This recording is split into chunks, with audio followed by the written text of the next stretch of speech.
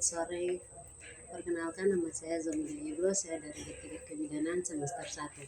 Di sini saya akan membahas materi tentang manusia sebagai makhluk biofisiko, sosial, dan spiritual.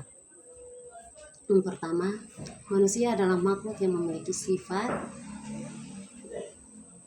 bioorganis, psikologis, sosial, dan spiritual. Keempat aspek ini saling berkaitan dan mempengaruhi cara manusia berpikir, berperilaku, merasa, berinteraksi, dan menjalani kehidupan sehari-hari. Manusia tidak dapat dipahami hanya dari satu aspek, tetapi dari 4 aspek tersebut. Mari kita melihat aspek-aspek apa saja yang tercantum dalam manusia. Yang pertama adalah aspek biologis atau berkaitan dengan tubuh, fisik, dan proses kehidupan. Yang kedua, aspek psikologis yang berhubungan dengan jiwa, perasaan, kepribadian, dan pola berpikir. Yang ketiga, aspek sosial yang berkaitan dengan hubungan dengan orang lain dan lingkungan masyarakat atau sekitarnya. Yang keempat, aspek spiritual atau kerohanian yang berhubungan dengan nilai hidup, keyakinan, dan hubungan dengan Tuhan. Hubungan antar aspek. Ketika fisik sakit atau biasa disebut biasa menyebabkan stres atau psikologis, sulit bersosialisasi dengan orang lain, dan juga sosial dan kurang ibadah. Ketika spiritual kuat, seorang mampu lebih sabar, tenang, dan sehat secara mental serta sosial. Yang keempat, kesimpulan adalah manusia adalah makhluk yang utuh dan kompleks, terdiri dari aspek-aspek tersebut.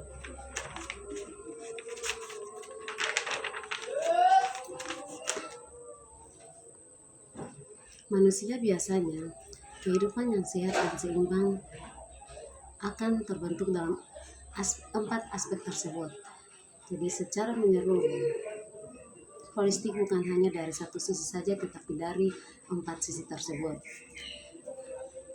Yang kedua adalah definisi sehat dan sakit.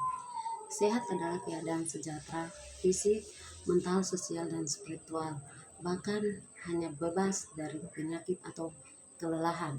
Menurut WHO, sehat berarti tubuh berfungsi dengan baik dan memiliki sel-sel yang bekerja dengan baik, dan juga organ-organ di dalam tubuh kita juga bekerja dengan baik.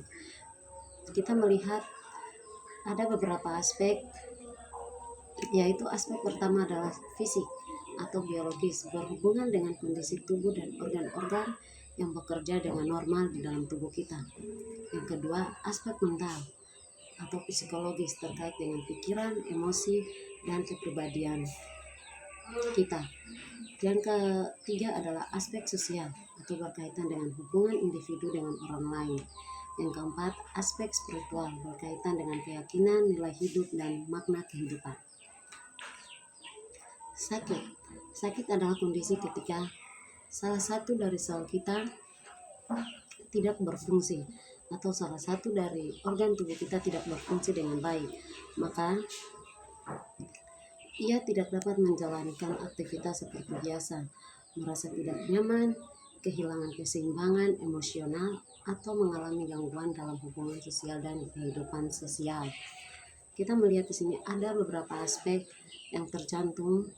Yang pertama adalah sakit fisik. Tubuh mengalami keluhan seperti nyeri, demam, lemah, ataupun merasa pusing, organ yang tidak berfungsi dengan baik.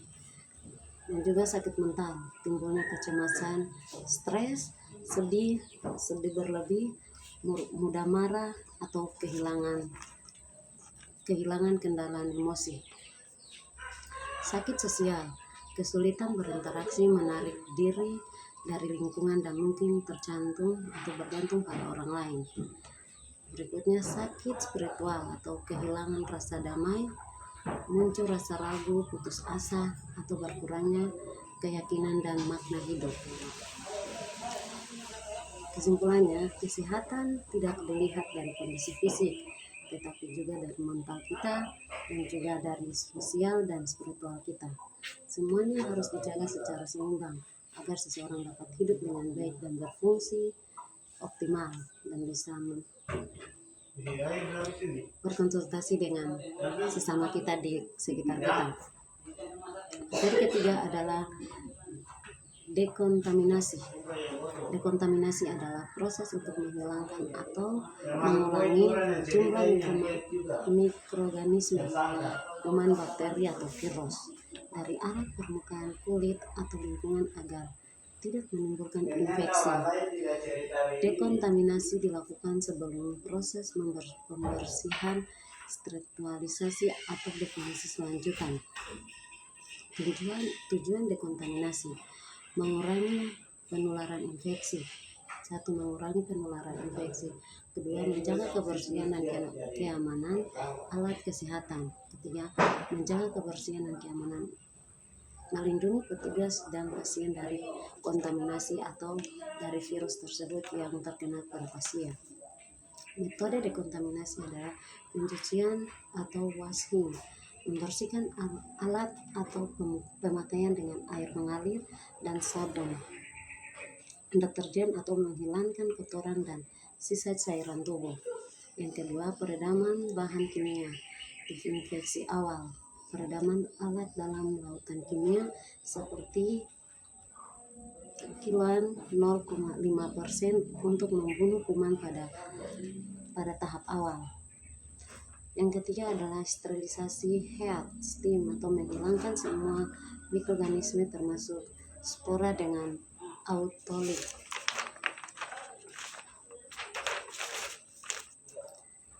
Yang berikut adalah antiseptik atau kulit dan jaringan. Menggunakan antiseptik pada kulit, misalnya alkohol 7%,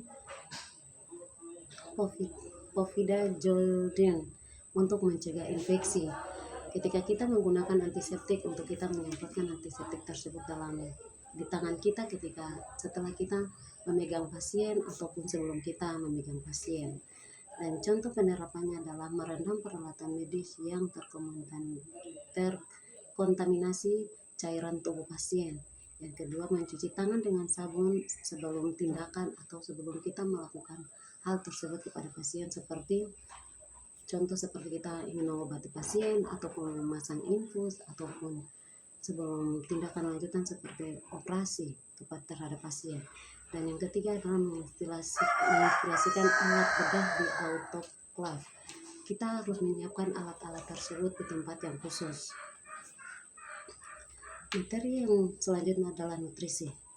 Nutrisi adalah proses di mana tubuh mendapatkan penyerahan menggunakan zat gizi yang berasal dari makanan ataupun zat-zat lainnya untuk mempertahankan kehidupan, pertumbuhan, serta kesehatan. Nutrisi sangat penting untuk memberikan energi, memperbaiki jaringan tubuh, serta menjaga fungsi organ-organ tetap optimal. Kita melihat di sini ada beberapa fungsi nutrisi dalam tubuh kita. Yang pertama, sumber energi untuk aktivitas tubuh. Yang kedua, membentuk dan memperbaiki serta sel jaringan jantung. Yang ketiga, mengatur proses metabolisme dalam tubuh. Yang keempat, menjaga daya tahan tubuh dan mencegah penyakit. Dan yang kelima, mendukung pertumbuhan dan perkembangan terutama pada bayi, anak, dan ibu hamil. Di sini ada jenis-jenis zat gizi. Yang pertama adalah karbohidrat. Karbohidrat berfungsi pada sumber energi pertama, karbohidrat. Yang kedua, protein, berfungsi membangun dan memperbaiki jaringan tubuh. Yang ketiga, lemak, menyimpan energi, melindungi organ tubuh dan membantu penyerapan vitamin. Yang kelima, vitamin, dibutuhkan dalam jumlah kecil untuk membantu fungsi tubuh. Yang keenam, mineral, membantu membentukkan tulang gigi dan fungsi saraf dan yang lainnya. Yang ketujuh, air, untuk membantu proses pencernaan, mengatur suhu badan, serta menjaga keseimbangan cairan tubuh. Berikutnya adalah kebutuhan nutrisi pada manusia. Kebutuhan nutrisi pada manusia terbagi dalam beberapa bagian, yaitu dia berbentuk menurut usia, jenis kelamin, aktivitas fisik, kondisi kesehatan, keadaan khusus, misalnya kehamilan dan menyusui. Yang kelima, akibat kekurangan dan kelebihan nutrisi. Kekurangan nutrisi, malnutrisi. atau disebut dengan menyebabkan tubuh lemah, gangguan tubuh kembung, penurunan daya tahan, anemia, stunting, dan penyakit lainnya. Kelebihan nutrisi dapat menyebabkan obesitas, diabetes, hipertensi, dan kolesterol tinggi. Kesimpulannya bagi kita adalah nutrisi merupakan bagian penting dalam kehidupan manusia untuk mendukung pertumbuhan, kesehatan, dan fungsi lainnya. Ketika kita memiliki nutrisi, tubuh kita pasti berjalan dengan baik dan fungsi-fungsi dan organ-organ yang bekerja di dalam tubuh kita pasti berfungsi dengan baik.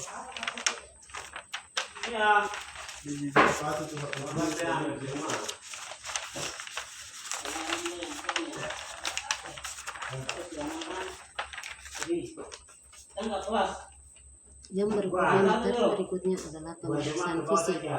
Pengertian pemeriksaan panggul atau pemeriksaan panggul adalah pemeriksaan pada bagian panggul wanita yang meliputi tulang panggul, organ reproduksi seperti vagina, serviks, uterus, dan ovarium,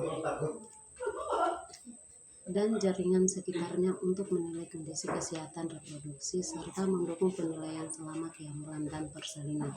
Di sini ada tujuan pemeriksaan panggul. Yang pertama, menilai ukuran dan bentuk panggul. Yang kedua, mengetahui kesiapan panggul untuk proses persalinan. Yang ketiga, mendeteksi kehamilan, kelainan organ reproduksi. Yang keempat, menentukan posisi dan keadaan janin selama kehamilan. Yang kelima, mengetahui adanya infeksi atau kelainan struktural. Yang berikutnya adalah bagian-bagian panggul yang dinilai. Yang pertama adalah panggul luar. Dinilai melalui pemeriksaan dalam atau pemeriksaan vagina untuk mengetahui 1. Diameter panggul, 2. Bentuk panggul, yang ketiga ruang jalan lahir, dan yang keempat posisi dan penularan kepala janin. Yang berikutnya adalah prosedur pemeriksaan panggul. Yang pertama, pasien dijelaskan prosedur dan diberi privasi. Yang kedua, cuci tangan dan gunakan serving tangan ataupun antiseptik. Yang ketiga, posisi pasien klitotomi atau posisi pasien duduk dan pasien tidur. Yang ketiga, dilakukan pemeriksaan inspeksi, palpasi, dan pemeriksaan dalam vital. Yang berikutnya adalah interpretasi hasil. Panggul normal adekuat memungkinkan persalinan normal. Yang kedua, panggul sempit tidak proporsional mungkin bisa beresiko terjadi kehambatan persalinan atau dapat dipertimbangkan tindakan persalinan operatif. Kesimpulannya adalah pemeriksaan panggul penting untuk mengetahui apakah janin teratur ataupun ibu bisa melahirkan dengan baik atau tidak, dan pemeriksaan panggul sangat penting untuk ibu hamil. Apakah kita bisa mengetahui bahwa ibu bisa melahir normal atau tidak, atau dengan alat bantuan atau tidak. Dan kesimpulannya kita adalah untuk mengetahui semuanya itu kita harus selalu menjaga kesehatan kita, dan terlebih utama kita menjaga akan anak dan ibu hamil. Baik, itulah mungkin dari saya. Kesimpulannya, baik, terima kasih. Saya kembalikan kepada ibu. Kurang dan lebihnya saya minta maaf. Terima kasih, ibu.